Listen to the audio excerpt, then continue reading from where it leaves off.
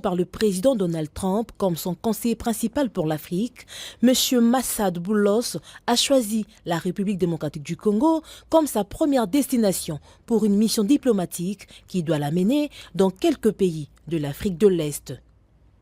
Accompagnée de Mme Corinna Sanders, secrétaire d'État adjointe pour les affaires africaines, et de M. Dan Dunham, directeur du Conseil national de sécurité pour l'Afrique, le conseiller principal du président américain a eu une longue et fructueuse discussion avec le président Félix-Antoine Tshisekedi Tshilombo. Au menu de leurs échanges, les perspectives économiques entre les USA et la RDC et évidemment la sécurité. S'exprimant devant la presse présidentielle en français, le conseiller principal pour l'Afrique du président Trump a été très clair et pragmatique sur les deux sujets. La RDC et les USA sont déterminés à redynamiser leur coopération stratégique mutuellement avantageuse. J'ai apprécié l'opportunité de rencontrer le président Tshisekedi aujourd'hui.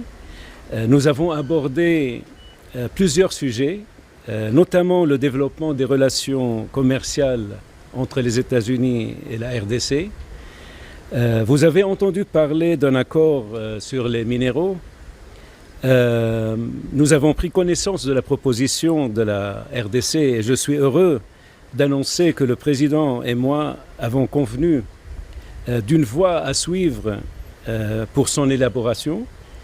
Je me réjouis de collaborer avec le président et son équipe pour établir une relation plus profonde qui profite le peuple congolais et le peuple américain.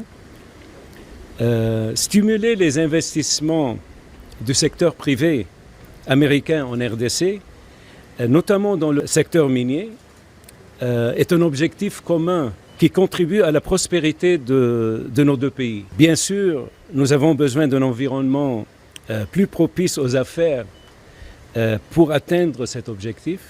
Soyez assurés que les entreprises américaines opèrent en toute transparence et stimuleront les économies locales.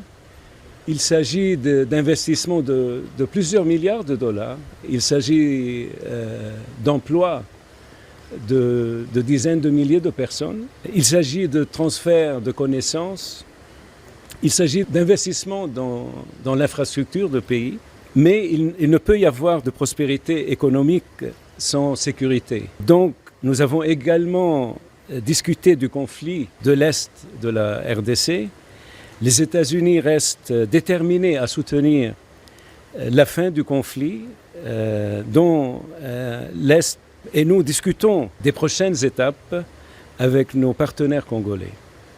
Nous souhaitons une paix durable qui affirme l'intégrité territoriale de la RDC et la souveraineté de la RDC et jette les bases d'une économie régionale florissante. Cette relation présente un grand potentiel et nous apprécions l'occasion de discuter de la voie à suivre avec nos homologues ici à Kinshasa.